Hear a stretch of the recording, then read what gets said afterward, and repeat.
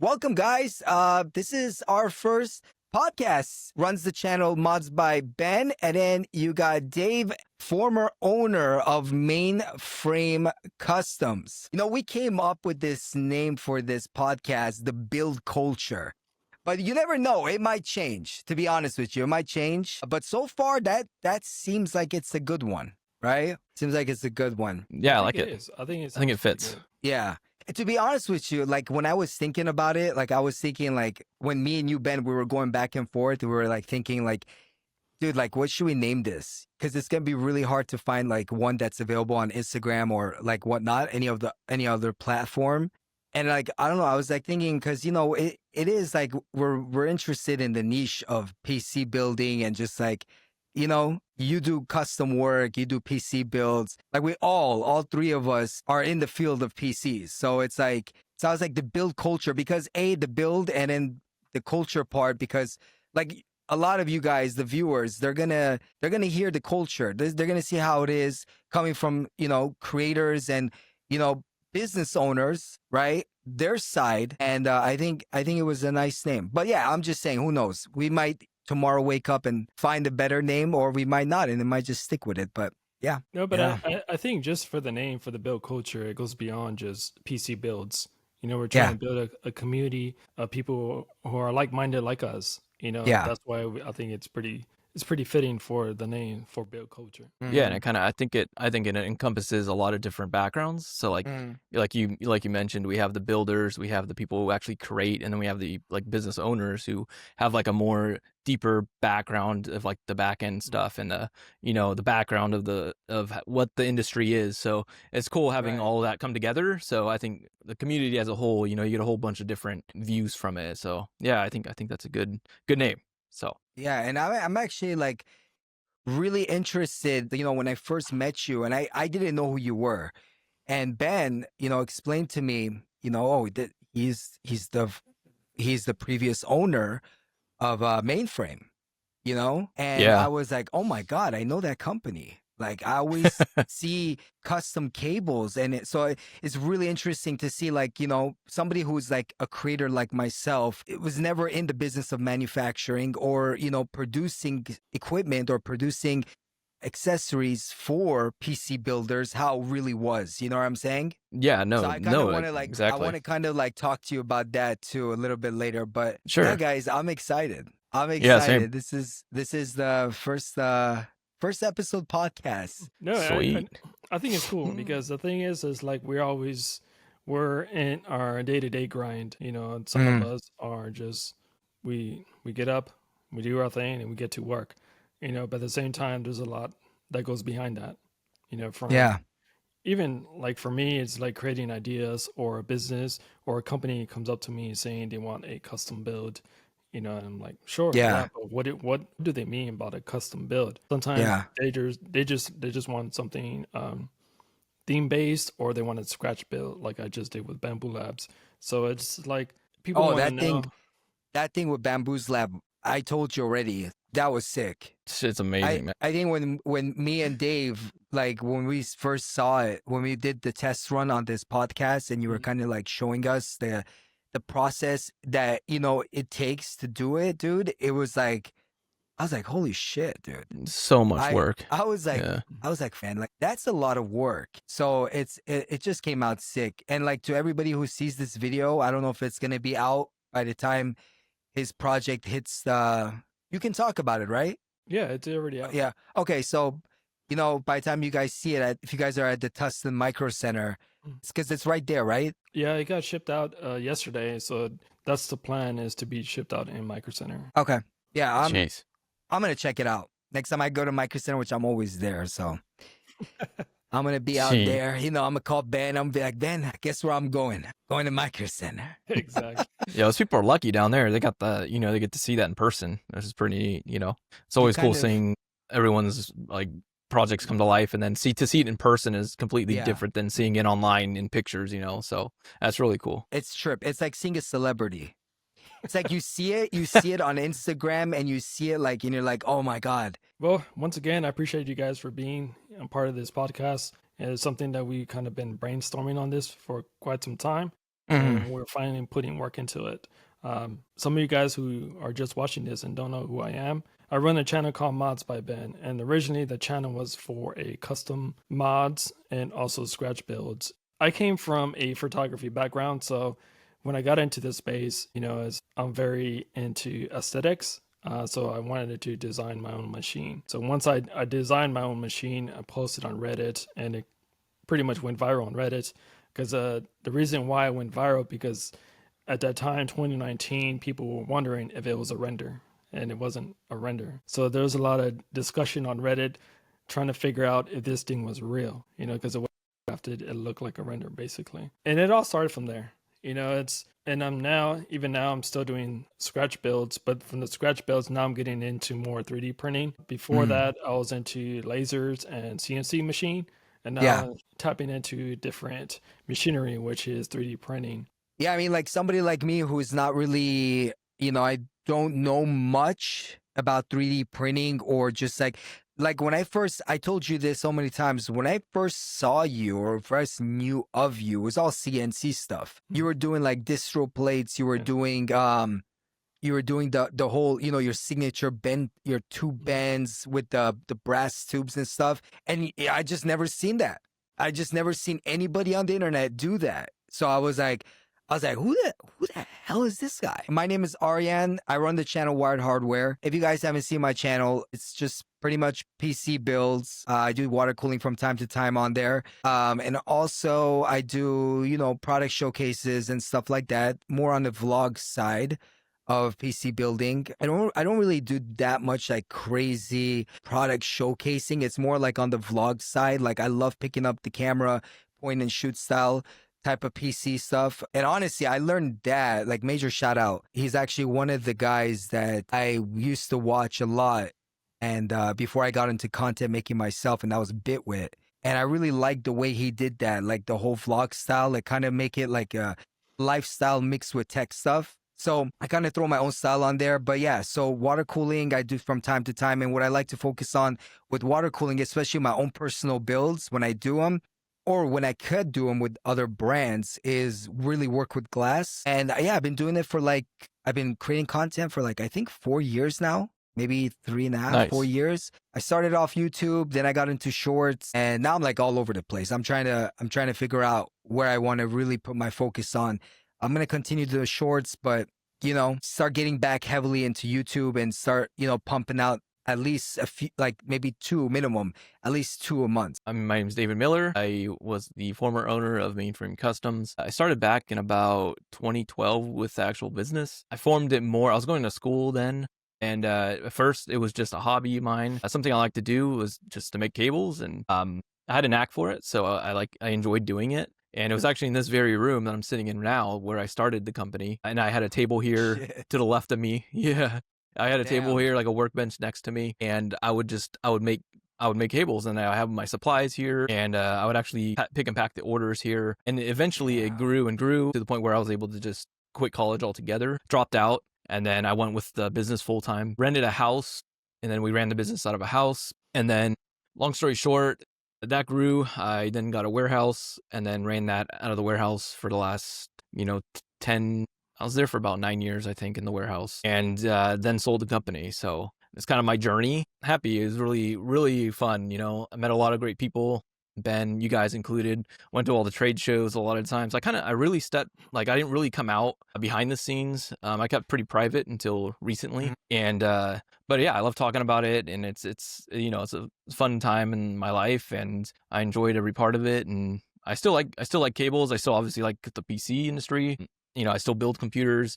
I kind of went towards more of the cleaner water cooled builds, and as opposed to the real custom stuff. That was kind of my thing. It's kind of funny because when I first saw Ben in 2019, he had less than 1,000 subscribers at the time, and I think I was one of the first ones to sponsor him. But we could probably discuss this. We could probably discuss this later, but when I saw his work, it was something different. The color scheme was what really caught my eye, because with cables, a lot of it's color schemes, right? You got to match what you're building with. And so when I saw it was a silver blue theme, I believe, his computer, or was it silver orange? It was one of two. I've seen that one. Yeah. No joke. Yeah, it was. I think I've seen it. It's one of his old pics. Yeah. Yep.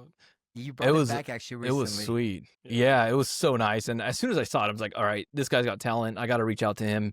And so I sent him a DM and I was like, hey, I'll gladly like help you out with cables if you need them. And it's really cool, Wow. speaking with the people and seeing how they grow and what they become, and to see Yeah. where Ben is now. It's amazing. It's just so cool sticking side by side. We've been friends ever since that initial conversation. And there's so many people like that though. You meet so many people in this industry and so many different backgrounds. A lot of people come from all kinds of different stuff, right? Right. I wasn't in the, I've always been a computer fan, but I was never in the industry prior to this. So, Mm. like seeing all kinds of different people and come together, especially at the trade shows, and we get to meet people, and that's a lot of fun. So, I still go to them, even though I'm not technically have the business any longer. I still like to see my old friends Hell and everything. yeah. So Hell yeah, yeah. it's awesome. And maybe I'm CES. happy you came to CES last year because I would have Yeah. never met you.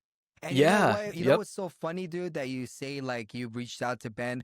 I'm not gonna cap it, bro. I wish there was more people in the industry and brands that would do Mm-hmm. that. You know what I'm saying? Yes. Yep. I get it. I get it. Like there's always stages in a creator's life where they gotta reach out because they don't have enough followers. But you know what? It's not always about, this is what I think, bro. It's not always about the followers and the reach. You know what I'm saying? It's also about, does this person have something that the other people don't have? Exactly. Sometimes you Right. might see a star that's not a star yet, right? Like the rest Mm-hmm. of the roster, like a basketball team, but you see something in him. You know what I mean? And just like you brought that up, I mean, he had less than 1,000 followers, but you still reached out, and I kind of wish like we had PR and, brand marketing people like that. You know what I'm saying? Instead of having the creator chase them. And I get it. They are like that for certain creators, Yeah. It's a whole give and takes. It's a whole, give, like you got to help out both sides, right? The company isn't giving you stuff for free because they want to give you something for free. It's a business decision. Right. So that means if you see yourself as someone who has a legit brand, Mm-hmm. you gotta wear a lot of hats. Yeah. That's the thing for me when I get a job or a campaign. For me, it's more how can I maximize my brand while I'm doing this. That's how I carry it, because at the same time, since I'm making a scratch build, what can I do to share to the audience or to the people who follow me the progress of that? Because sometimes 2019, when I first started, there was people showing progress, but it was all hidden in forums. So it wasn't in social media. It wasn't in IG or YouTube. Like it was just like it was forums. People were creating forums for modding. And I never understood that. Why they don't want to share their work in their own channel. That's why like when I started Mods by Ben, I intentionally created an IG account because I wanted to share my work, how this was created or the final result or how you shot this. And I still carry that till now. With this project again with Bamboo and Triax, I created a kind of, I call it like mini doc series on doing the project. So I showed just the idea of it. Then I got into how I made it. I showed also like I struggled on some parts of it and had to redo it. I shared some of that, and also just the background of the project. Yeah. Because someone who's a smaller account and you're now dealing with reels, so it's like a lot of the stuff doesn't get shared to your followers. It gets shared for you page. Yeah. And I understand that. So it's like, well, if I had this big project, I hate that. I create multiple videos because eventually it will reach the for you page. Makes I sense. I don't stop with just videos. I do photo and videos. Yeah. The reason I do that because you just don't know which post it's gonna hit. Right. I shared the final result on a carousel photo image, and that reached 300,000 views. That's the thing. And the total project reached 523,000 views on this project. And if I would have just did one post, like there's no way I would have got that many views. But that's what I'm saying. When a brand reaches out to me or I reach out to the brand, for me, it's to give them more than what I asked for. Triax reached out to me saying, okay, we have this project. I think it'd be kind of cool. It'll get featured at a Micro Center. And I was like, yeah, totally. That sounds amazing. I didn't stop there. Like I went above and beyond, and they didn't expect for me to do behind the scenes or even photography. Like, what do you guys remember about your first build? 2008 high school, senior high school. My parents bought me the parts finally to build my own, and that's when I actually built my first gaming computer. Sick. So I had like a 8400 Intel, I had a 9600 GT, the Raid Max case. So I kind of went, it was really, really cool. And I kind of took it from there, and then I kind of got into the cable thing. So obviously once you start with one thing on the computer, you see like the next upgrade was the cables. And I know you guys have spoke a little bit about it and asked me to share that story, and we could go into like full detail on that and then later, but pretty much like I got into doing cables, and then I built my own cables, and then I decided I really enjoyed it, and I just kept going with it, and I saw that there was a need for it, and I built the business around that. So it's kind of like my early days. So what was your, like, what was the first cable? Like, how did you make your first cable? It was all handmade. Yeah. It's a very painstaking task, honestly. Like you either love it or you hate it. You got to measure the wires, you got to cut them, you got to crimp each wire, you got to measure the sleeve, put it over the wire, melt it, cut the heat shrink off, and then plug it in, and wire it up. So it's definitely a huge process. I think for a 24-pin cable back then, it took me like 6 hours to make. Who was the manufacturers of these sleeves? Because back then there wasn't really custom cables, was there? It was all stock PSUs cables. Yeah. So like, how would you get a hold of like these sleeves to cut for these PSU cables? Well, that's kind of a secret, but we've hit area I can't give 51. away my manufacturer. No, not giving your manufacturer, but was there at least was there a good amount of people, or it was really hard for you to find? US. I was the only one in the US. Okay. It was technically a previous company. Okay. And I partnered with the owner, and then I bought him out. So I kind of took over the company, and he was originally the biggest in the US for the PC sleeving, thing. So okay. Yeah. So but there wasn't many at that time. There was probably one in the US. Two. One in the US, like two in the whole world. Okay. Much. Damn. And then doing specific like custom cable stuff. And then like that's when you knew you wanted to open up the business and you wanted to kind of just like do this for everybody.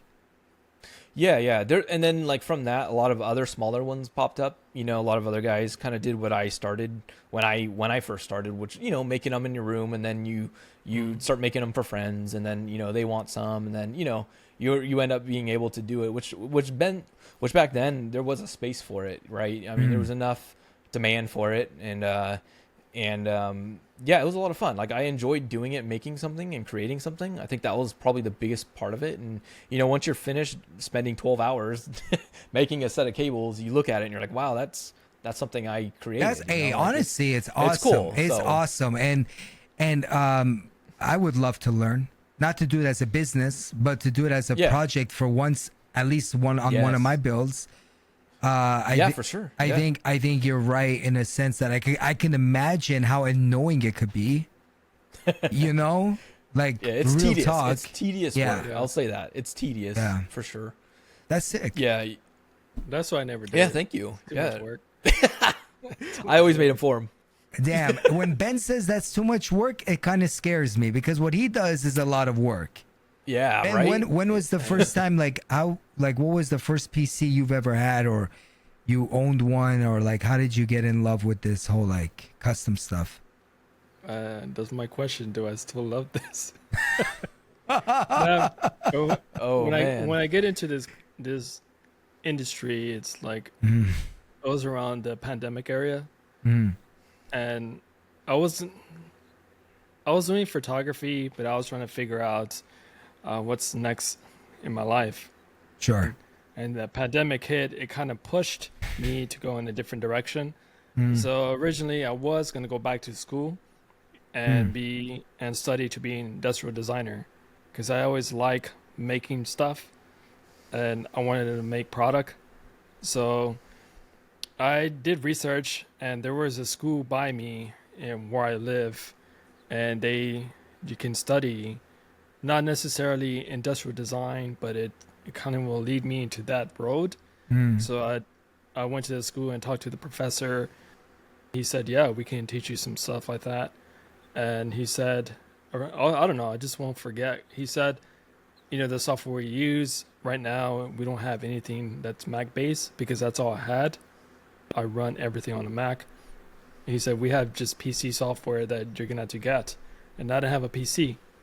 So me being as a photographer and I like good things, so I did research online. I didn't like any of the pre-builds.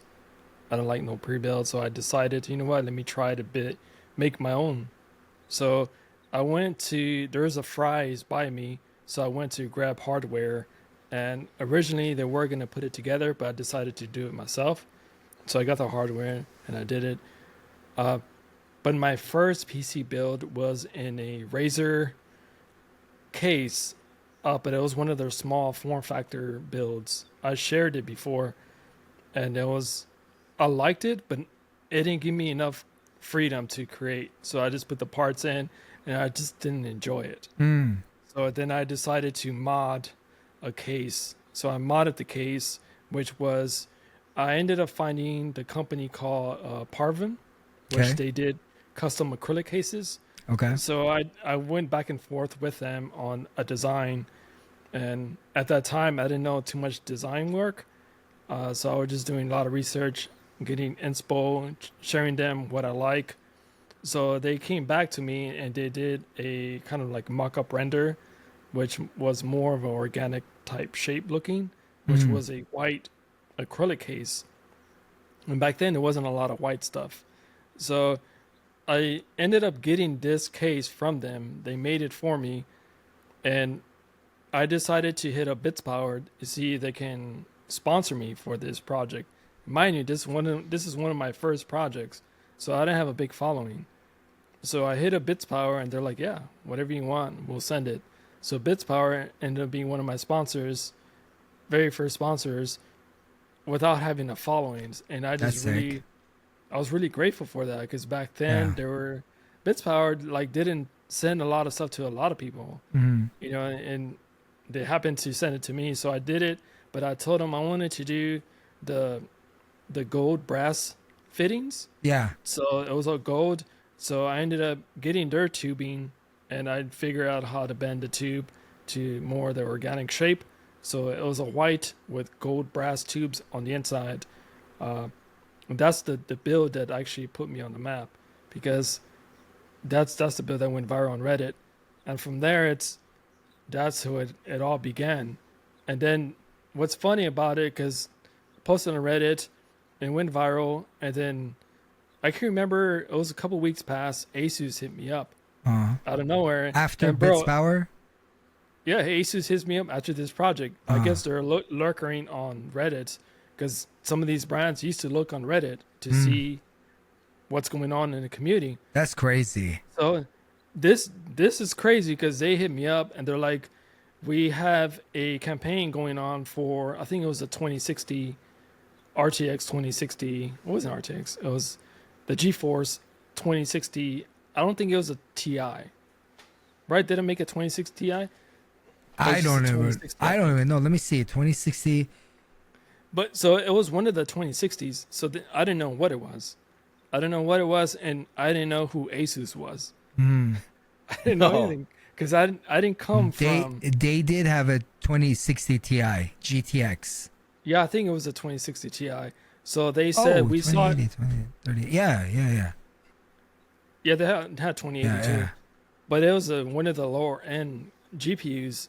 So they said, okay, we have this campaign. We just want you to do this custom build. And I was like, okay, like I don't know who they were. And so I did the build, and then they saw what I did. They're like, and they responded back, and they're like, man, we never seen someone photograph a like PC that. like that. They're like, so they wanted more information on what I did. That's sick. So from that build for Asus, that's where it started some of the partnerships and campaigns with Asus. And I want to say I was like the first PC modder to be an exclusive partnership with a brand. That's sick. Under 10,000 followers, bro. Yeah, under that's 10,000 sick. followers. Wow. You know, at that time, the thing is, like, at that time, it was a lot of show builds. You know, people would do show builds. They'll post, of course, they'll post on IG because IG was picking up.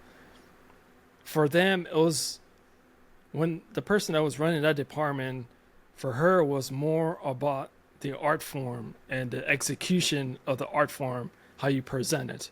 Sure. And that's why, because she said, you know, originally for ASUS, or back then, originally ASUS will only do an exclusive partnership if you had over 50,000 followers. So you Right. got to have over 50,000. I wasn't nowhere near that. So I ended up getting that partnership with them and started doing work with him. But that's the thing. Like, I did it because I wanted to go to school Yeah. to learn how to design product. So this was You know? all in the journey of you really simultaneously trying to go to school, right? Yeah. Yeah. Wow. That's very interesting. Jeez. Yeah, honestly, let me tell you something. Do you guys still use Reddit or no? No, I don't use Reddit anymore. For For build search logs, it, yeah, for sure. for searches and stuff. But like, do you guys own a Reddit account where you guys post stuff on there? I did, yeah. You did? What about you, Mine's Ben? still there. Mine's Yeah? still there. I just never. You can see some of the posts. I They used to actually, get a lot. I created Yeah, one. it's pretty big. Reddit is freaking huge. Huge.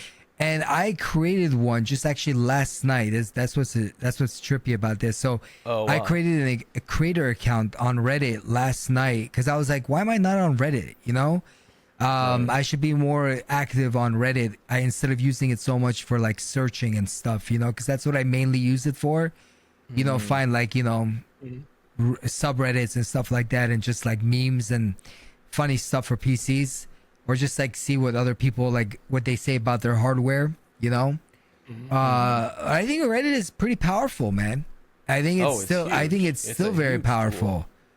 Yeah, and like even before that, so like old school was a site called overclock.net. Yeah. That's where everyone would post their build logs, and that's That the was era I pre-Reddit came time, from. huh? Yeah, it was pre-Reddit. That was kind of like the Reddit but back in the day, you know, and that's where everyone would post their build log, and you know, that's where you'd get big was on overclock.net. Yeah. So Makes sense. yeah, it's kind of funny. These kind of editorial sites where you can like kind of like blog a little bit. I call it blogging really, but it's like Yeah. it's different. It's not like X, you know. It's more like collabing with other people, asking opinions and stuff like that, or like showing funny things. But I think there's like you mentioned, dude. There's like a lot of brands on there still scoping people out. They You know? found you there. Like, what's crazy? I didn't know who Asus was. And Yeah. I didn't know anything. Yeah, Asus is huge. So that's literally now. Like, have you thought about like, I don't know, maybe you said this, I didn't hear it, but are you thinking about going back to school now and pursuing that, or you kind of put that on pause? No, I stopped because everything was taken off very quickly. Pandemic hit, you know. Then 2021, I ended up getting the partnership with Asus. Bro, everything just took off. Yeah. You know, as far as I'll say more on the commission side, not necessarily like the following, and it's just like I was so busy on the commission side. Yeah. You know, and Like so projects and stuff. so I decided not to pursue industrial design, but at the same time I still took advantage of trying to learn, you know, 3D software, CAD software to do what I want to do. Yeah. You know, I love creating stuff from scratch. You know, I like it. No, I honestly that when you said that in industrial design, right? Yeah. That just sounds like you. To be honest with you, no, I'm not trying to, like, it just sounds like something like Ben would do, you know?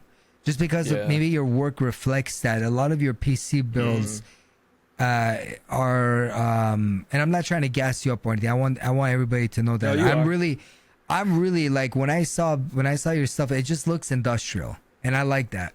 Yeah. I'm the same guy that tried to rent an apartment from downtown LA because it looked industrial. I just love that look. You know what I'm saying? The vents along the ceiling and like the Yeah. pipes and stuff. I've always been a sucker for that kind of lifestyle, you know? So I definitely see that you would, you know, go into that. So I mean, who knows? You never know, man. You might Yeah, I don't know. We'll see. you might say screw it and pick it up, but you know? But it's the thing is, I still do that. Like I still design, you know, and I 100%. guess I can go to school for it and get a degree, but Which you don't need to. I'm If- not young. I'm Well, not first of young. all, if anything has been proven, it's not like back then. Like I was raised in the 90s. You had to go to college. College was the thing that every parent looked forward to. I'm not saying they don't now, but there's been a lot of evidence showing people have made it in life without going to college. And and when I say made it, I'm talking about they're extremely well off without going to college, more than somebody who's in $100,000 or $50,000 debt with student loans. You know? Well, I did go to college. Yeah. Okay. But I do have a college degree. okay. But so that with this industrial design, what is this? Gonna be masters or what? Bachelors? Like what? Well, this school was more of getting a bachelor's in industrial design, Okay, got which it. I already have a bachelor's Okay. in. They call it like fine arts, Mm-hmm. but it's fine arts in the direction of 3D animation and graphic design is Mm-hmm. Okay. what my degree is. Okay, so you want to you want to get another bachelor's in a different degree. Yeah, a Right? different Okay. area. A yeah. different. Okay. Yeah. But you know, Oh wow. the thing is, like when I was doing research on that, Mm. I was a photographer for over 10 years. Mm-hmm. You know, owning my own business, doing it professionally, Yeah. and besides all that, like I was also a senior graphic designer. I was an art director and a junior designer. So that's my resume. You know, I come from a design background, and a lot of people Gotcha. don't know that. You know, Yeah. they think I just came out of nowhere or it's Yeah. a hobby. Like I have a background in design. You know, mostly in, like graphic design work and animation. But I wanted to make product. Like I always wanted to make product. I don't Yeah. know why I didn't go in that direction first. Yeah. You know, but Like such is life, engineer, you know? Huh. inventor. Yeah, yeah.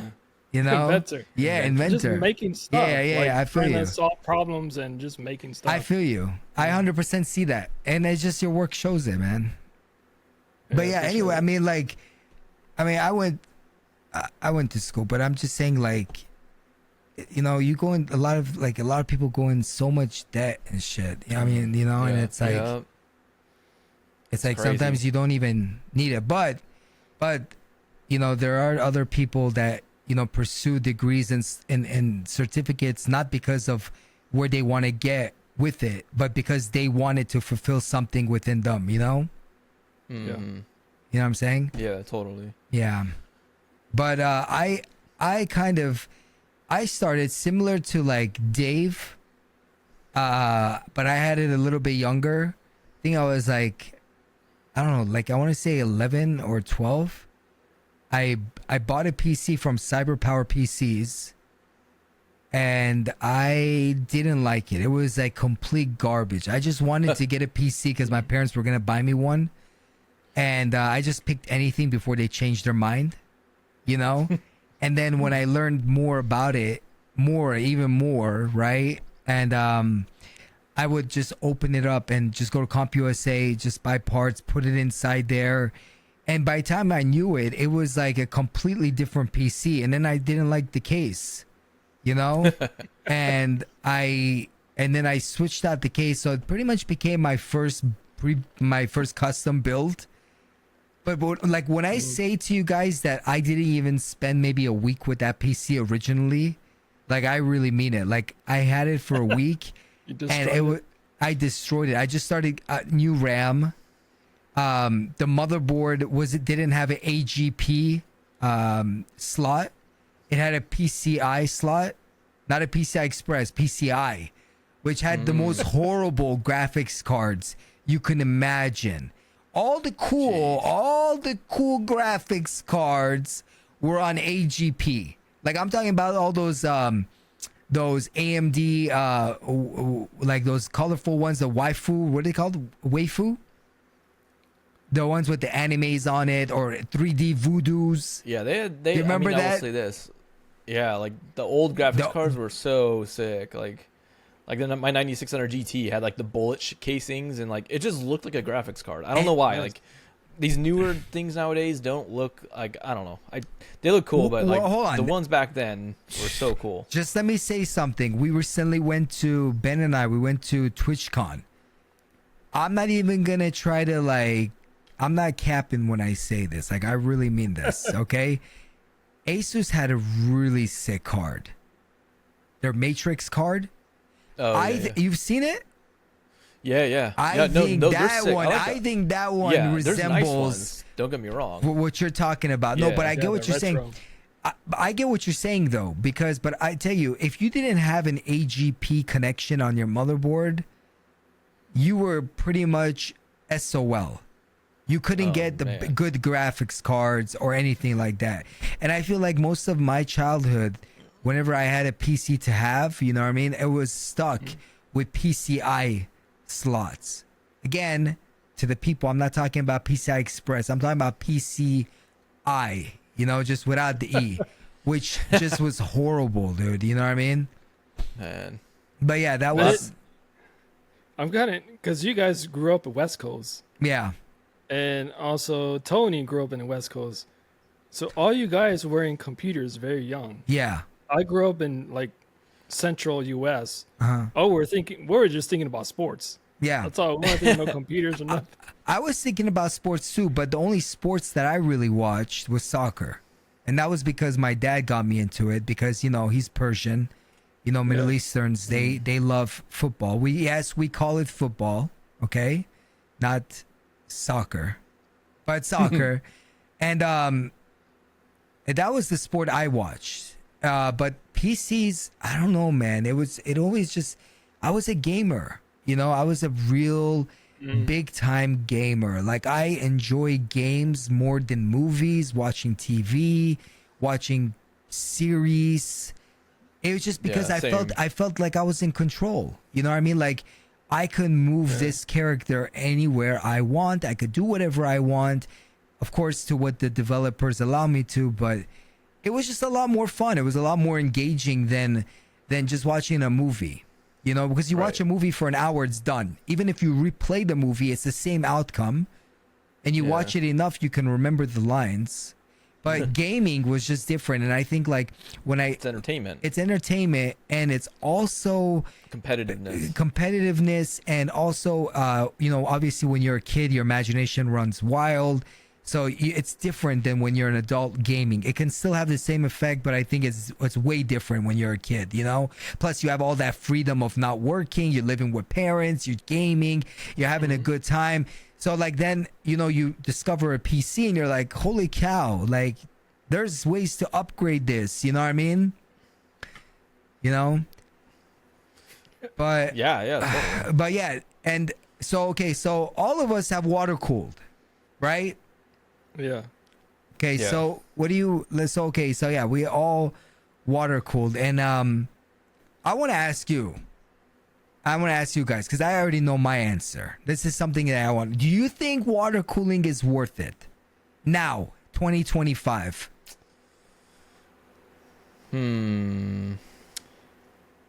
I see it as, if you want to invest in something to last multiple years, meaning your radiator can last a long time, your fittings, your CPU block can, but your GPU block can, they change every time. So I look at it as water cooling more of an investment. If I like this hobby, or if I like cooling, I can just buy it one time and use it multiple times when I want to change out parts. 100%. Is water cooling worth it? It is for me, as far as if you want to use this multiple years. And also it gives you freedom to make it unique. Yeah. And of course, that's what we love about water cooling. 100%. But is it essential? No, it's not now, because these air coolers are just ridiculous good now.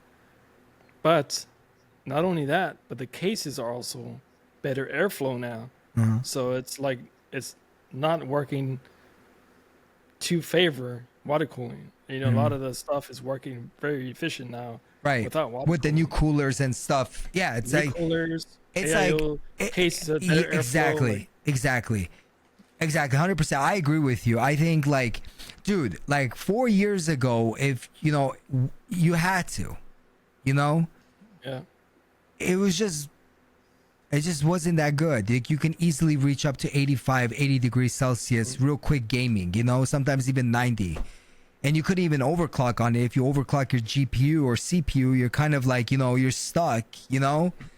So I personally, my thing on this is that I just think it's really cool. You know, I think it's really cool.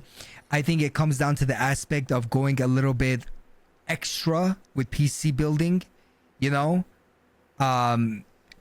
putting your own spin on it, because like components you just pop in, and you know, it's like a lot of people, you know, they reference PC building to Legos, you know. But I think water cooling gives it that extra special like trait, you know what I mean?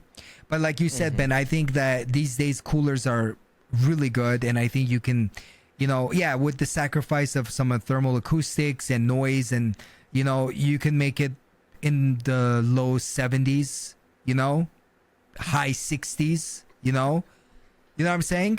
Yeah. Well, I'm curious of David. What's your answer? Yeah, exactly. Like just going off of what you guys said, like I think it's individually based, right? Everyone's gonna have their own opinion, and whether it's worth it for them. I think obviously the cost is the biggest factor in this. I personally like it.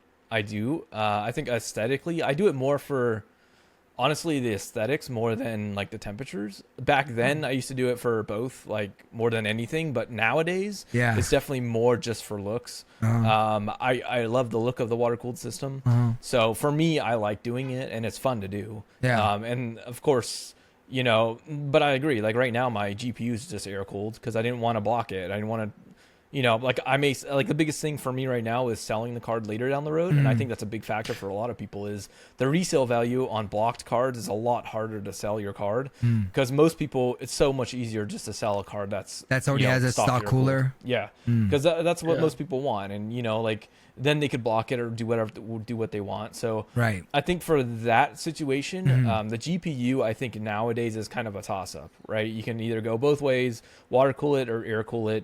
They're both like my 4090 gets great temperatures, even just air cooled. So what kind of 4090 like, do you have? I have the Asus Tough. Okay. Yeah, it's a great card. 4090. It's a great card. Yeah, it is. It's a great card. I've had no issues with it. It's been awesome. Temperatures are super low. I leave the fans on like 70% just all the time, just because the noise doesn't bother me. Because I got headphones on, but it's amazing. Like, and I just have my CPU now water cooled. I had a 3090 prior that was water cooled in the loop, but when I took that out to put the 4090 in, I was like, I'm not gonna buy the block and have to tube it up, and so I just left it. And you know, I mean, I don't care. Like, it's fine for me. I would like it water cooled, but yeah, you know, like you said, like it's just the cost, and it's not gonna improve the temps that much.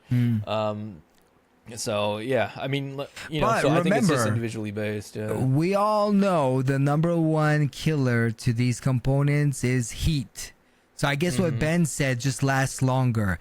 That is like going to be the most important thing. Even though all these components are made different than what they were back in the early 2000s. You know, like I leave my PC on pretty much 24/7. They're constantly running. The only time, like I've made a video about this. The only time I turn off my PC or restart it is if I'm doing an update, or I'm doing a BIOS update or Windows update, or if I'm leaving on vacation somewhere, I turn it off. Other than that, dude, I got both systems on like constantly. Holy. Hey, but right now, it's not that bad. But you know what? Right now, it's actually perfect because we're trying to not turn on the heater. But this room is nice and toasty. You know what I'm saying? Yeah, Like that's it's true. That is nice, true in you winter. know? It You don't need doesn't a get heater. cold in LA. Oh, bro, it's cold right now. It's pretty cold. And we've had rain for like, I don't know, we had rain for like 5 days now. We had a little break yesterday, but today it started raining again. Yeah. It's going to be raining till tomorrow again, the whole day. So it's a little cold. Like this morning I woke up, we were at 45. I know, before you guys say something, 45 ain't nothing to you guys, but That's to me cool. it's something. I'm in California too. Yeah, to us it's some. My cousin, he's in the East Coast, and when I tell him where it's 45, he's like, what? He's like, bro, I'm out with shorts and it's 25, 29. I'm like, oh, Mr. my Tough gosh. Guy. Okay. Mr. Mr. Tough Tough Guy. Guy. That's The crazy. East Coast, the skin is durable out there. Yeah, he's a tough guy. Oh, for sure. But yeah, I think that it's interesting. Like a lot of people, they want to water cool, but it could be hassling, you know. And But a lot of it's because of that. There's a The lot unknown. of They don't want to mess their system up. They That's don't wanna the mess their biggest thing. yeah. But there's Yeah. I think there's too much negative about water cooling, and that's why it doesn't really entice people to do it. yeah, You know, but at the same time, that's what put me on the map.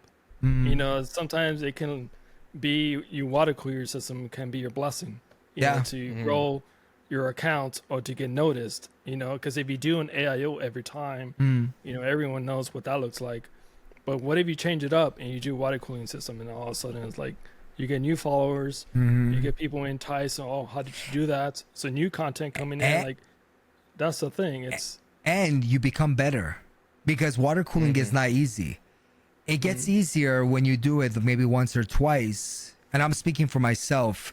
My first water cooled system, which if you guys want to see my episode, it's on MSI's webpage, filmed by Moz by Ben, you know. But when I did my first water cooled system, it was hard, but I did go for a crazy build inside the Fantex N2 Elite, Nice. which I did a dual pump build, and I was new. I never water cooled in my life, and that was hard. But after that, I wanted to keep doing it, and I got better and better. When I do regular PC builds, they're super easy, you know, because water cooling it gets tricky. There's a lot of more problem solving you have to you encounter with water cooling. You know what I mean? You just gotta be patient. You gotta be patient, correct? Enjoy the process. You know, that's the journey, bro. Yeah, it's an expensive hobby. I'm not gonna kind of knock it off. It is expensive. Water cooling, it does get expensive. Like the fittings are the most craziest costs because those things add up. Yeah, You know, but in a way, that's what kind of hurt the water cooling industry. You know, the price kept going up on fittings and blocks, and it just made people have a bad taste. Yeah, unattainable. You know, it's not attainable for a lot of people. Yeah, Right. I agree. Like the thing is like people are gonna spend their money on a better GPU before they spend it on water cooling. So, and that's kind of the whole thing with it is there's always a component that someone would rather have. They'd rather have the better processor. They'd rather have the better GPU, you know, before they put money into water cooling, right? Water cooling is kind of like the last thing, right? You got extra money laying around. You know, you want your system to look good. You're going to put it in the water cooling, right? So I think that's why the water cooling industry kind of probably has taken a dive recently, is because, you know, it's just now the last thing on people's, you know, list in terms of what to buy for the computer. So unfortunately, you know, but it's just, you know, that and AIO, of course. yeah. But that's the thing. Like if they see it, if it's going into a dip, you know, why not innovate AIOs? Why not have AIOs to be more customized? And that's where water cooling can still survive in a different area. You know, you got your AIOs all in one, and you know, I think we need more custom AIOs where you can put your own tubes. You know, and the pump's already integrated into the either the CPU block or the radiator to make it more easier and save money. But at the end of the day, like if I started a water cooling company, that's the direction I'll head to, trying to figure out to customize an AIO to be easy access and customizable, but it's more efficient than a normal AIO because you got freedom to add more radiators with this quote unquote custom AIO. People are going to say, oh, that's just It's a custom loop. you know. Yeah, it's up and down because it caters to two different people, right? You have the people that don't know much about water cooling and they buy the AIO and just slap it in and it's done. And then you have like the people that want to customize it. So that kind of divides itself into its own two categories, right? Where, and that's where the problem lies, right? Like I think companies like would make a customized AIO would also need to make one that's not customized because there's always going to be the people that just want to put it in and be done with it and be and done don't want with to it. deal with it. Yeah. And I think that's where it kind of saved the whole water cooling aspect of it, which was the being scared of messing something up, right? Yeah. And so that AIO catered to a whole group of people, which would have never have even done an AIO or gotten to water cooling to begin with if it weren't for that product. So it, like you said, we could have two different areas for that, right? You can have one that's customizable and one that's not, but there's always going to be those people that just want to put it in to be done with it. So yeah, and I feel like I'm getting like that now.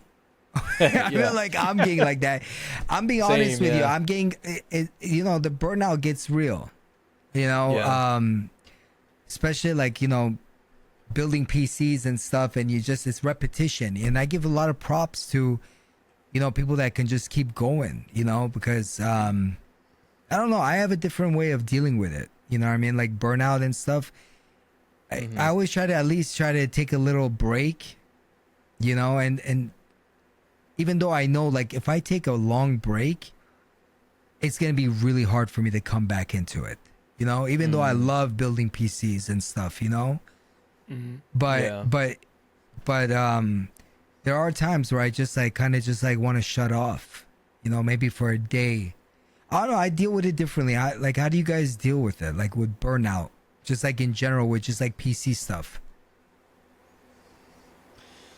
Well, I've personally been out of it for a while. I obviously do my own stuff still, like my own computer. But in terms of doing stuff for like a business or, any kind of that, I've kind of stepped back. So I love, like, I'll always build my own computer. I'll always probably build computers for friends and family. But in terms of like doing it as a business or anything like that, I'm not anytime soon. Right.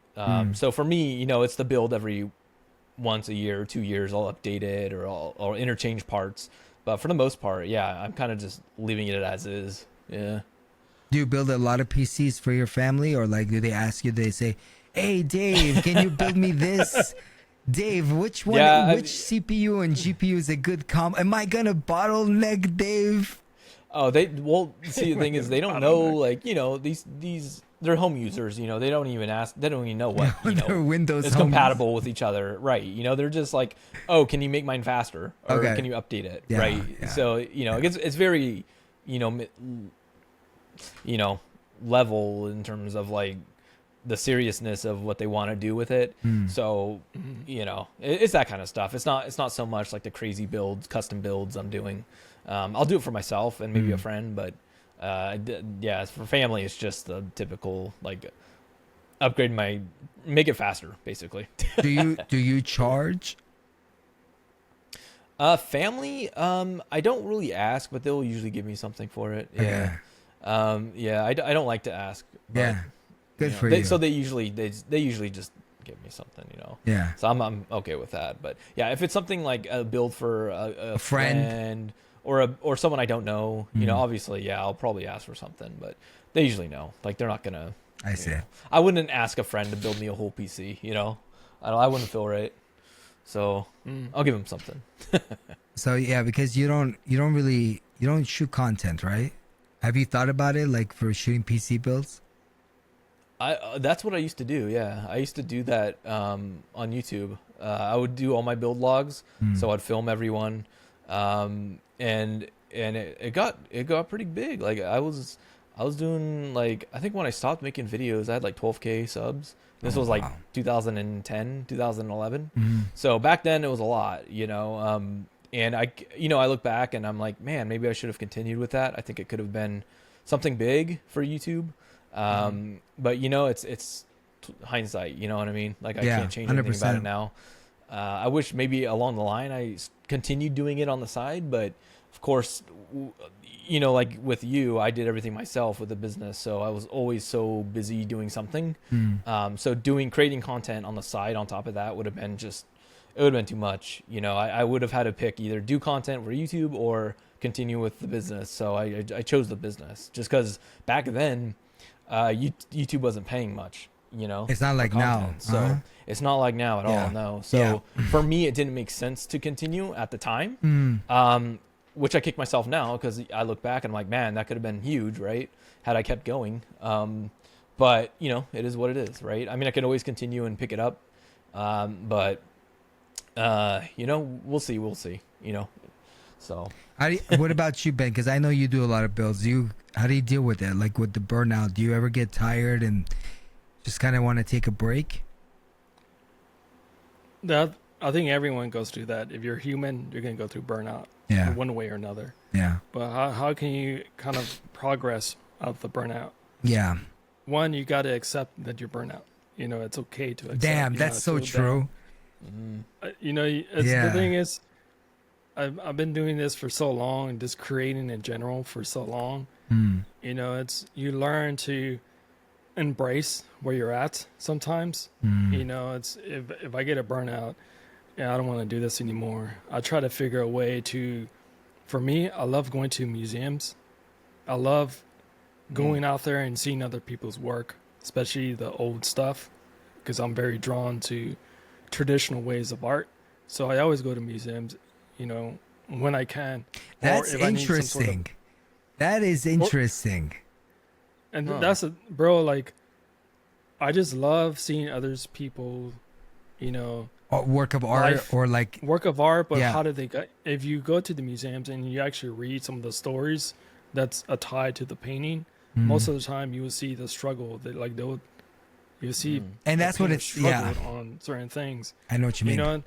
And it just for me, like I relate. It's like I feel sometimes I won't be able to make this out, or I won't be able to get this project, or I don't feel inspired. But just experiencing certain artists that they've been through stuff in order to get where they're at. You relate. You realize it's part of the journey. Yeah. It's part of the journey for every artist. Like it's never going to be easy. Never. Yeah. The thing is, like, even if you go to the AI, AI, they're trying to bring people that you're an artist. They're trying to tell people you're an artist. You just got to type this prompt. Yeah. Everyone wants to be some sort of creative person. That's human nature. Like they want to be a creative person. 100%. Yeah. Build something. Yeah. Exactly. And that's for me. It's, I try to put myself in other people's, life as far as what they've been through, or I watch a series on Netflix, to see how did they get out. And most of the time it's like the answer is there. You just got to realize you have to accept where you're at, and you're not there forever. You can get out whenever you want, but it's going to take work to do that. It's not going to just come to you like, oh, you wake up in the morning, I'm ready to go. Sometimes you wake up a week later, it's like, man, I'm still in the same boat. Yeah. But at the same time, you got to put progress into it in order for you to get to a certain area or out of the burnout. Yeah. Where you feel more inspired. Yeah. And there's a lot of different ways, bro, for me. I go to a gym to kind of release some stress, that can tie into burnout. Go to the museum, hoop. Yeah, I saw you. I love hooping, bro. I wish that was my dream, to be a NBA basketball player. I remember you saying that. Yeah, I remember you saying that because I've seen a lot of your posts. You do like a lot of your Instagram stories. You're playing basketball. And that one 3-pointer you made right on the shot. I don't know if you did that one time or that was 6-7 tries, but no, I'm joking. I'm a good shooter, bro. You are a good shooter, huh? But that's interesting. That's all I did, but I didn't get the good genes. My mom's 4'11", my dad's 5'7". Like I wasn't gonna be 6'6". Oh, hold on. You're taller than me. Yeah. Yeah, you're taller. You're like 5'10". Yeah, I'm taller I'm than five- everyone You're a in good my height. family. What the heck? Yeah, because I'm 5'9", and I remember standing next to you. You are taller than me, so I was like, damn, Ben's thinking about it now. Ben's 5'10". Bro, I But wanted you to know- be 6'6". But the thing is, Ben, like, I like what you said. I like what both of you guys said, and I get it. Like Dave is, he was doing this, and like, you know, he'll help out his family and do builds for, his friends when the time is needed, and you know, but like for like somebody like, you know, you and, you know, me or other creators that are constantly like, they're getting jobs and they're trying to hustle and they're trying to make a name for themselves. It gets, you know what really makes the burnout worse? I'm pretty sure everybody's like this. Maybe again, I'm wrong if I'm wrong, you know. And maybe a lot of people do better than me at this, but it's a lot of, you know, when things are burning you out and you feel like things aren't going the way you want, the negative self-talk is what makes it really hard to bounce back. You know what I mean? And I like, we talk about this and we always say, like, if you can always pass that and overcome it, you know what I mean? I look at it like this. So I used to be a cigarette smoker, okay? And when I it was a long time ago, 20 years ago, like, actually, no, yeah, 17 years ago, okay? And when I quit, it was really hard, you know? And I wanted to pick up a cigarette and smoke, right? But every time I would get that urge, it was like killing me to just do it. Everything reminded me of it, like eating, hanging out with friends, drinking, you know, going out. It's just everything reminded me of it. But every time I was able to not do it and overcome that, I felt stronger and stronger and stronger for the next one, for the next battle, for the next battle. And the only reason I bring that up is just because it comes down to the same thing, like overcoming these like negative self-talks. I think, I don't know, I want to see what you guys say too. Like, overcoming these thoughts, it makes the burnout a lot more easier to rebound off of, right? Or am I tripping? That's how I look at it. Yeah, no, that makes total sense. You know, exactly. I you know, same thing for me. You know, I had expectations with my company, right? I wanted it to be big. I wanted it to be Amazon size, you know, and of course it never got to that, but I was happy and content with where I was. You know, I was thankful for how far I did get, right? And so you have to take that and think, wow, you know, like, I did make this, you know, I did grow at it from nothing and continue to do well with it. And that's a real good way of looking at you things. know, that's the positive route you got to take, right? Because, Yeah. you know, a lot of businesses fail within their first year or two. Yeah. So, you know, for me to do this for 12 years plus was actually, it was a blessing, right? For me, I look at it that way. Like, you know, a lot of people don't get this opportunity. And, you know, so for me, yeah, I mean, I was happy with everything I did. And even after selling it, I thought that was the right decision. And, you know, I'm content with it. So yeah, I mean, but people have different, you know, people have much different thresholds, different roads to that end, right? Yeah. There's a lot of hard times, right? You had like the pandemic, and then you had after the pandemic, which was the worst part. You know, the tech industry really crashed. And that was hard to get through. And there was sometimes even in like 2018 era, that was hard. You know, growing initially was hard, right? I started from, you know, very, very small. So that was another struggle with, like, I went 6 months with like 2 sales, you know? So everyone starts from something, you know, and you just have to persevere and get through it and grow it. Yeah. So, I think for myself, a lot of this, and you know, I'm about to tell you guys, you know, like, you work hard towards something, and I get it. Not everything goes your way, you know, but I think the most important thing is like always seeing some kind of win, a W, to keep you going, you know? And if you don't get that, a lot of people tend to say, you know what? Well, I'm not getting any W's. I'm working my butt off, Yep. right? And I'm not winning.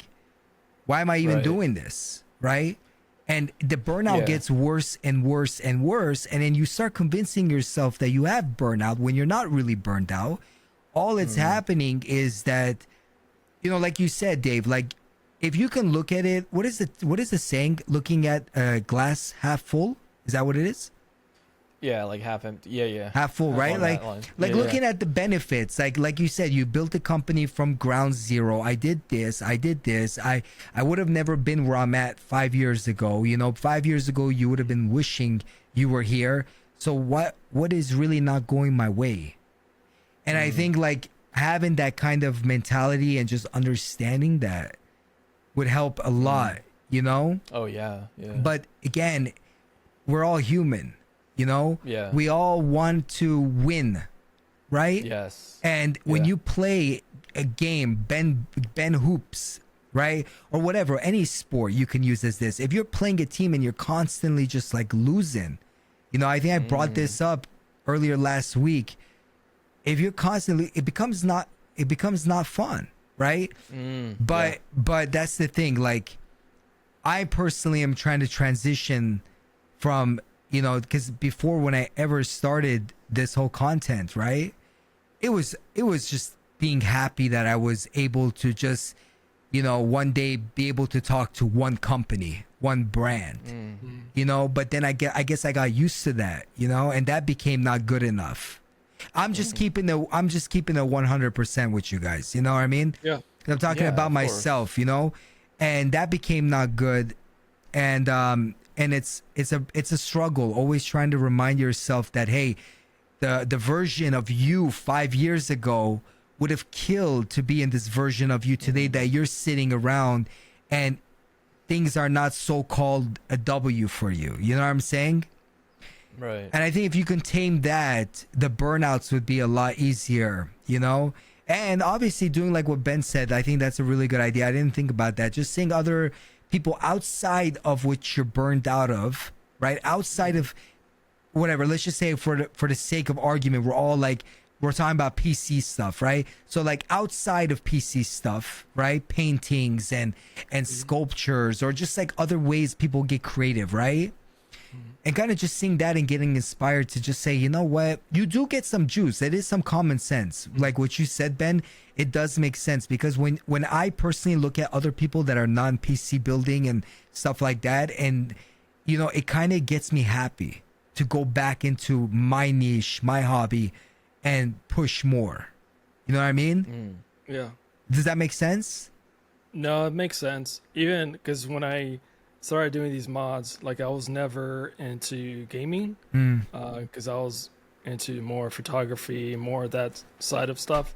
So when I got into this gaming industry, like I didn't understand like why do I had to do a theme build in order for a company to accept what I'd done. Right. So I intentionally, when I started 2020, 2019, intentionally decided like I wasn't going to do no theme builds, meaning I probably won't even get no commission work, because at that time it was nothing but theme builds being pushed, which makes sense. We're in the gaming industry, so a lot of these game developers and also CPUs, they're sponsoring this game, so they want material to push.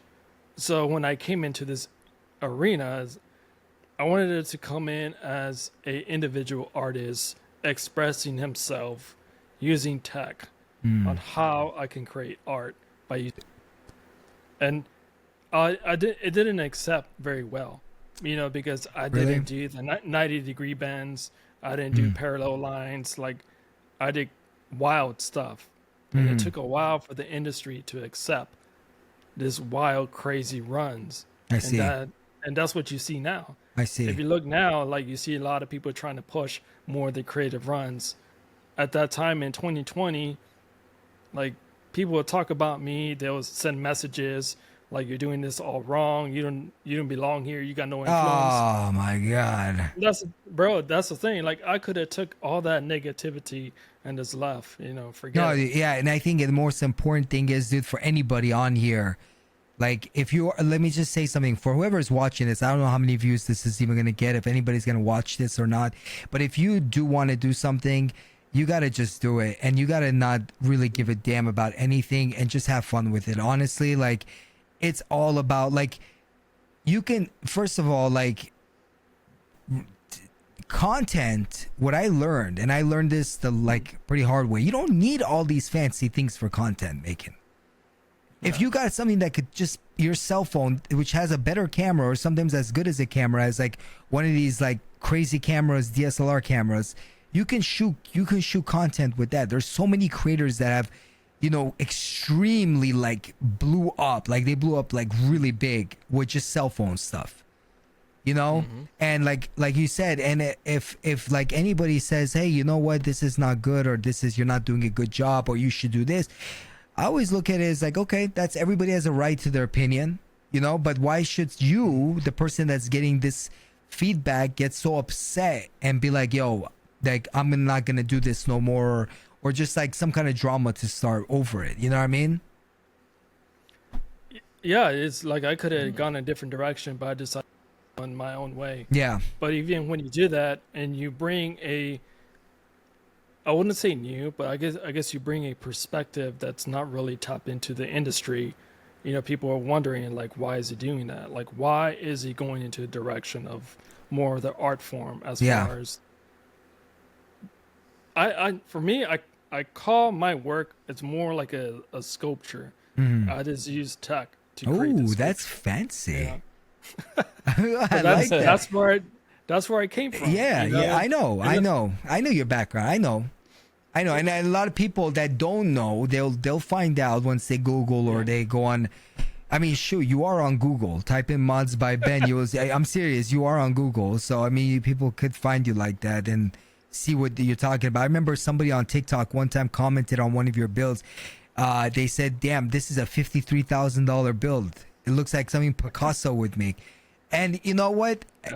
That's your style. Yeah. If you can afford it, you can afford it. If you can't, you can't. Yeah. There's a lot of people that sell paintings of them swirling a paint bucket in circles, and it just splats it on the canvas, and they sell it for $200,000-$300,000. It's art. I mean, it is what it is. And for people to call that out and say, "Oh, well, that's not blah, blah, blah." It's like, come on. You know, I don't know. That's just the nature of, you know, trying to create your own perspective on what a gaming computer is. Yeah. You know, everyone has a different perspective. Everyone gets different. And then that's what I enjoyed. I enjoy just to make it what I like. You know, and when I started partnering with these brands, they gave me the freedom to do that. You know, a lot of it's different now. A lot of it's, you know, you got to go with the times. You know, unfortunately, the PC mods and the theme builds kind of like dipped, you know, because the marketing strategy went to a whole different area, which is short form content. So it's a lot of it just hardware driven, not necessarily the art form. But even with that, you know, I could have just dropped back, or it's like, dang, you know, I'm not getting these jobs anymore. But at the same time, I took the changing of times, using that, and also applying it to, you know, still like people will come across my page and say, "Where have you been? I never seen stuff like this. Like, why have I not seen this stuff on the For You page?" Right. You know, every time.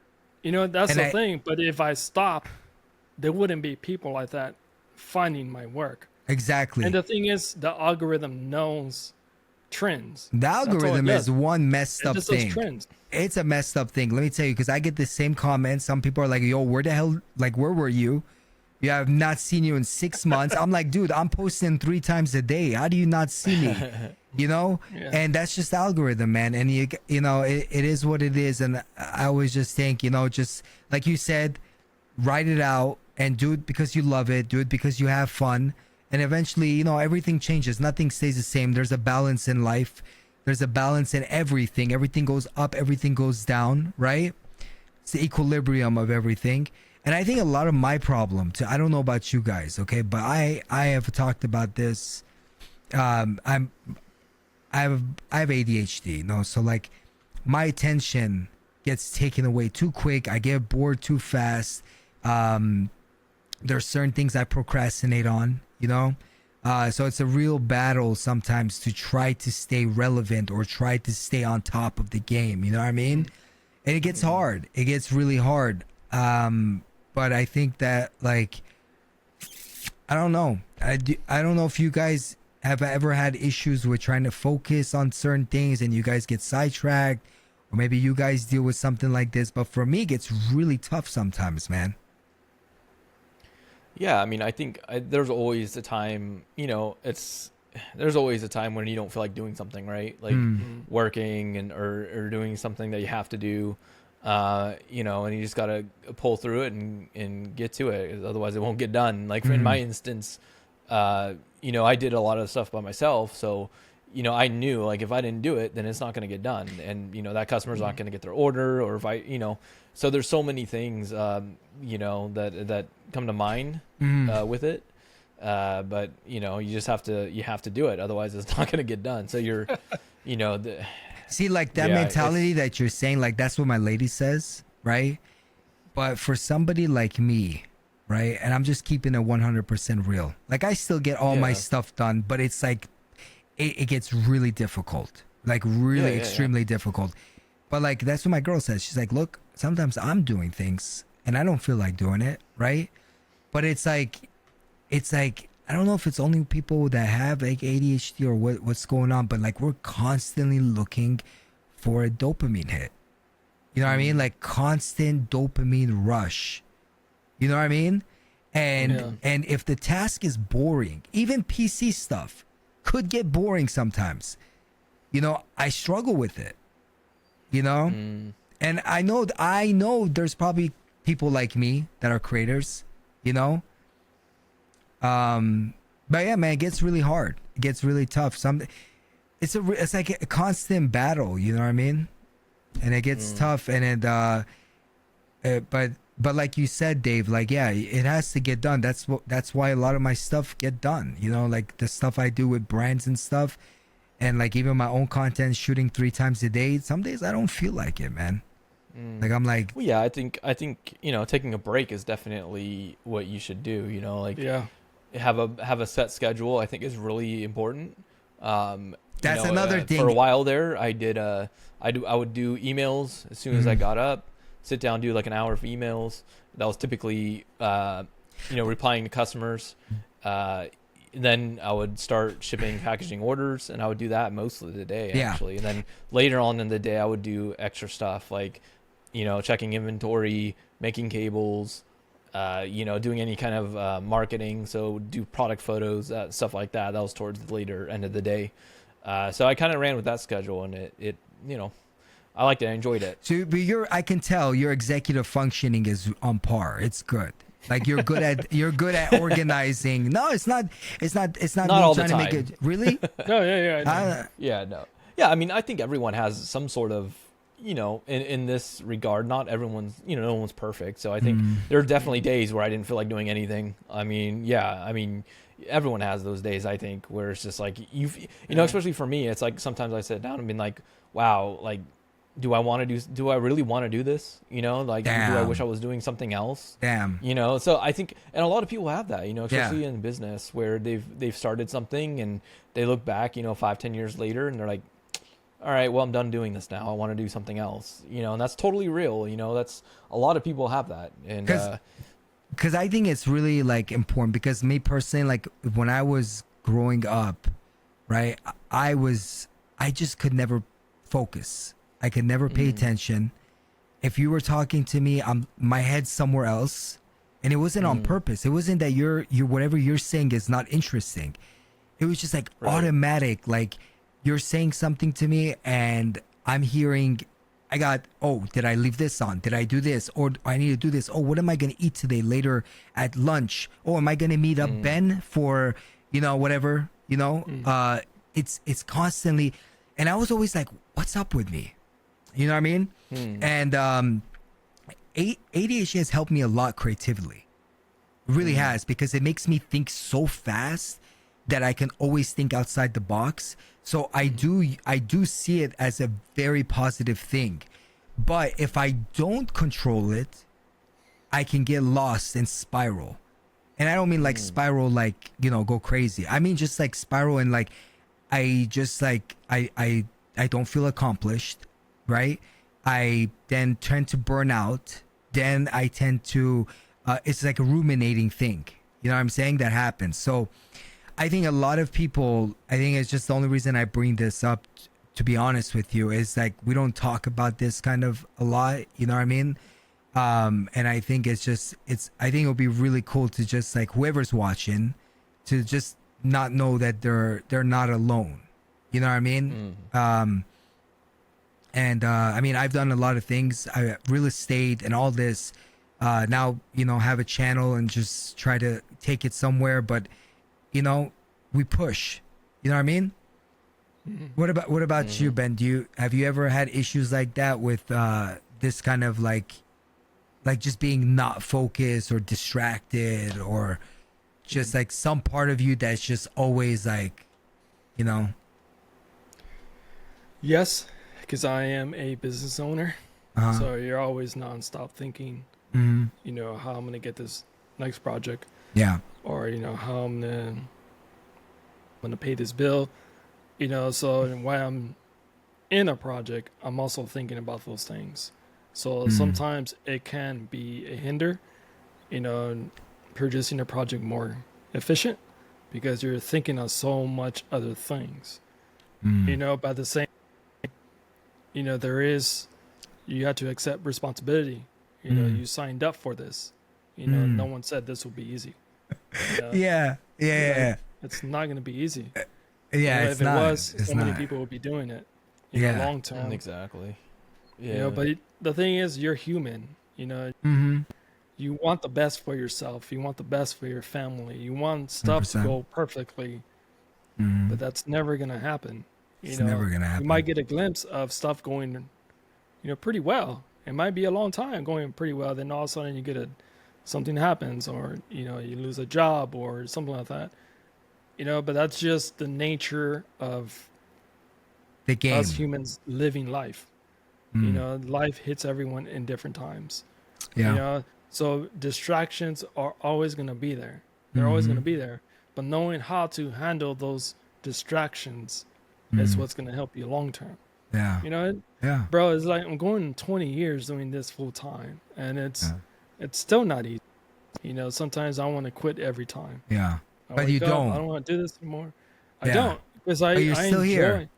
I enjoy what I do, but at the Yeah, I same think- time, I'm always looking to see what is my next step. Meaning, Yeah. do I continue this next year, or do I pursue to see if I can work for a company and help in that direction? Like, it doesn't mean Right. I'm a failure. No. You know, if I decide No. to go that direction. But Yeah. it goes back to try to channel those thoughts, you know, those distractions were trying to bring you down, but also those distractions can be awareness. Yes, you know, this bill's coming up. You know, there's nothing you can do about that. It's going to come, you know, but at the same time, how to take that energy you have from that thought, changing it and to be productive. 100%. So you get to a point where it's like you pay that bill. 100%. You look up like, dang, I paid this bill, and I thought I wasn't gonna pay this bill Yeah. 10 days ago. But it you know? happens. Laws of attraction. You don't give up on it. You have it in hindsight. And I think that's a lot of with me. That's like how I've handled a lot of things. Just being who I am. You know what I'm saying? It's just always being, you know, at the end of the day, I'm very tunnel vision guy. When I want something, I go for it. You know? So I get you 100%. I get what you're saying. I get what you're saying. You just gotta be realistic. Yeah. There's nothing wrong with you. You know, you can't bring down these thoughts, you know, as far as like, dang, you know, and I can't get nothing done, or this is always in my head. Yeah. You know, the thing is that you have to channel yourself on, sometimes call me up, you know, we talk, you know, it's brings a release, you know, whatever you're going through, or you don't understand why we're not getting certain views or comments, engagement, like it goes on and on. But at the Right. same time, it's like we have so much passion on what we do. Exactly. That's why we need people around us to help us. And that's the Yeah. whole point of this podcast, to help others. They're not alone. Yeah. There's others who are struggling. They don't 100%. understand why I can get a brand deal. Uh-huh. They've been trying and trying. It's like, why? Yeah. But at the same time, it's yes, you can stop and start trying to do other things. And maybe that's your path. Right. Maybe this wasn't your path. And you tried it. It doesn't mean you're a failure. You can go on to the next thing. Maybe thing. that will work out. You just don't know. Or whatever. For me, I thought I'd be a photographer my whole life. But you somehow got into PC building and Yeah, modding. exactly. So It wasn't my intention to be a modder or to be a PC builder. ever. right. I never even know what this was until But see, until it fell in my lap. that's the thing that you were probably like what you were saying is, yeah, you might do something and it might not be that one specific thing you want, but it's going to prepare you for something else that could be possibly bigger than what you originally went for. Right? And you got to look at it like that too. And also, it's like, even if it is, Mhm. say this is the very thing, you know what? I'm really good at this. Right. I'm really good on scripting, and I do short form content. I'm really good at it. Mm. But it doesn't mean that's what you're going to do for the. Exactly. I'm a big You believer learn of how that. to adapt. You have to learn how to adapt. Yeah. Because seasons change. Same thing in our lives. Seasons change. And Everything it's goes okay. up and down. Yeah. I agree. Yeah. I agree. You're not And- alone. I'm not alone. No, we're none of us are alone. And the only reason I brought that up is because I know there are people that just want to relate to people. You know what I'm saying? And it's always good to know that, hey, like you mentioned, that everybody goes through something. Like Dave said, nobody is always gonna feel like they want to do something because it's so fun. You know what I mean? We're human. Yep. Just like how it's in our nature to flirt, no matter what. I'm serious. I read that. That's not hyperbole. That's real talk. But yeah, it's in our nature too to sometimes just want to kick back. And but you gotta just decide. You should know when you should kick back and when you should not. You know what I mean? If you got an eye on the prize, you got to keep it moving, and you got to keep it moving. Think of things that can kind of like soothe you, you know what I mean? Kind of mellow you out during the process, whatever that might be, meditating or just like, going back to the fun things like you mentioned, Ben, looking at artwork, doing design, different types of design, whatever it is that can help out. But I definitely look, and maybe just maybe we can do a video with Dave one day of him showing us how to do custom cables. If that's okay with you, Mr. Miller. Yeah, sure. As long as I got the stuff, I think I'll have to check. But Well, we can talk about that. That could be. I'm just saying that could be something cool that we can possibly maybe even For do sure. like when we're all together, and then make a video about it. You know what I'm saying? Mm-hmm. Yeah, definitely. But you guys ready to? Yeah, I think it's good. Yeah, I We're think we been on covered for like yeah. 2.5 hours. So we will. This was it. This was our first a little experimental. Shall we say? Was this like our first podcast episode, guys, gentlemen? I think so. Yeah. It was a lot of fun, though. I had a lot of fun. I'm not gonna lie. This was actually really cool. I've never done one, so this was really either. cool. I feel like I learned a lot about you guys. I'm not lying. Same, I yeah. feel like I learned a lot about you guys. I didn't know certain things, but it's always good to know, and it's always good to see other people's experience, just because, we get too tied up within ourselves sometimes, but Yeah. I'm looking forward to our next one, and hopefully you guys will enjoy this as much as we enjoy this. You guys have something to say to the audience, to the people out there? Thank you for watching, and I hope you join us for the next episode. Bravo.